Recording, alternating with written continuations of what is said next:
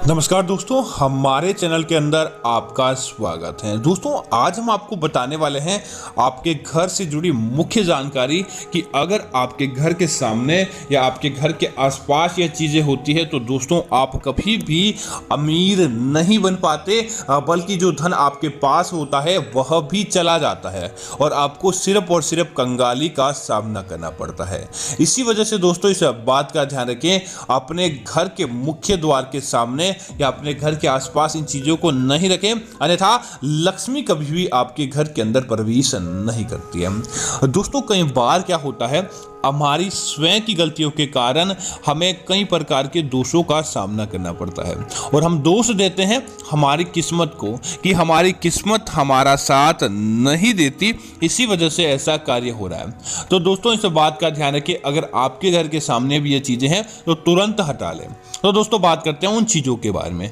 दोस्तों, सबसे पहले इस बात का ध्यान रखें कि आपके घर का मुख्य द्वार जहां भी है, घर के मुख्य द्वार के अंदर की तरफ आपको भगवान श्री गणेश जी की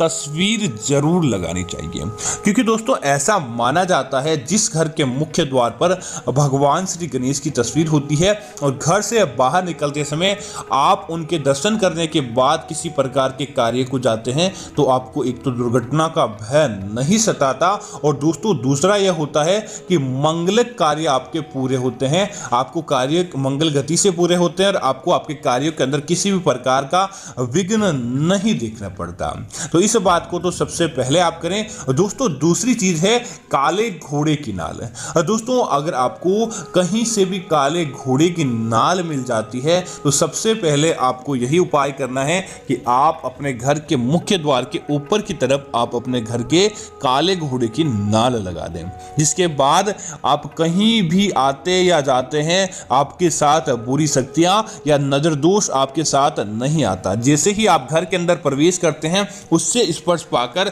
वह चीजें वहीं समाप्त हो जाती है और आपको दुखी या आपको प्रभावित नहीं कर पाती। इसी वजह से काले घोड़े की नाल का विशेष महत्व होता है। दोस्तों, अगर आपको काले घोड़े की नाल नहीं मिल पाती और आप चाहते हैं कि आपको सारे दोषों से, बुरी शक्तियों से और नकारात्मकता से छुटकारा मिल जाए, तब आप क्या करें, एक स्वास्तिक का निर्माण, आप ध्यान रहे, हनुमान जी के चरणों में चढ़ाया गया सिंदूर या माता लक्ष्मी को या माँ कामाख्या का सिंदूर जो आता है जिसे कुमकुम कहा जाता है, उसका स्वास्तिक आप अपने घर के मुख्य द्वार पर बना दें। दोस्तों, देखेंगे कि कभी भी आपके घर के अंदर नकारात्मकता प्रवेश नहीं कर पाएंगी। अगर आपसे यह संभव नहीं हो तो एक काला धागा लें और काले धागे के साथ ही काले कपड़े के अंदर फिटकड़ी का कुछ टुकड़े आप बांधकर अपने घर के अंदर की तरफ लटका लें। दोस्तों, देवी देवता आपके घर की द्वार की तरफ आकर्षित होने लगेंगे और बुरी शक्तियां आपके द्वार के अंदर जैसे ही प्रवेश करेगी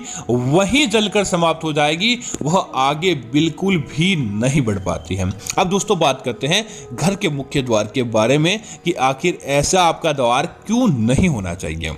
तो दोस्तों, सबसे पहले इस बात का ध्यान रखें, घर के मुख्य द्वार के आगे कभी भी गड्ढा नहीं होना चाहिए, क्योंकि दोस्तों घर के मुख्य द्वार के आगे पानी का गड्ढा होता है तो वहां पर अपने आप ही गंदगी रहने लगती है और ऐसे घर के सामने हमेशा कीचड़ उछलता रहता है, तो ऐसे घर के अंदर कभी भी लक्ष्मी प्रवेश नहीं करती है, वहां पर अपने आप ही नकारात्मकता आ जाती है और ऐसे घर के अंदर बुरी शक्तियां बहुत जल्द आकर्षित होती है। उसके बाद आप अपने घर के मुख्य द्वार पर कुछ भी बांधते हैं या रखते हैं, आपको असर देखने को नहीं मिलता, क्योंकि साक्षात नकारात्मकता ही वहां रहती है।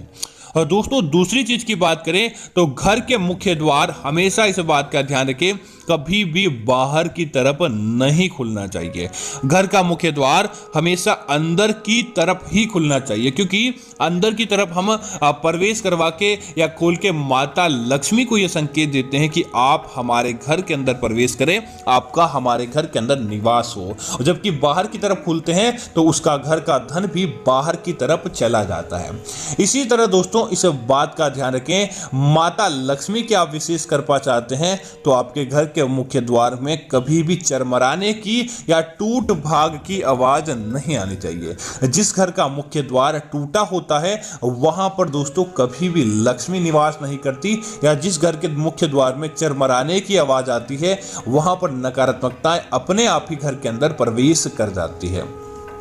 इसी तरह दोस्तों इस बात का ध्यान रखें, घर के मुख्य द्वार के दोनों तरफ, चाहे दाएं हो, बाएं हो या सामने की तरफ हो, गंदगी या कबाड़ का ढेर नहीं होना चाहिए। न ही आप रोजाना कर लें कि वहां पर आप गुटखा आदि खाते हैं तो नशीली चीजें वहीं पर आप थूक कर जाएं। जिस घर का मुख्य द्वार गंदगी से अटा रहता है, जिस घर के मुख्य द्वार पर कचरा रहता है, वहां पर दोस्तों कैसे लक्ष्मी प्रवेश करेगी। दोस्तों आप स्वयं इंसान होते हुए भी जहां गंदगी देते हैं, पास में से गुजर जाते हैं, लेकिन वहां पर रहना उचित नहीं मानते, तो आप भी इस बात का ध्यान रखें, कभी भी अपने घर के मुख्य द्वार पर कचरा कूड़ा करकट नहीं रखें। इसी तरह दोस्तों इस बात का ध्यान रखें, घर के मुख्य द्वार का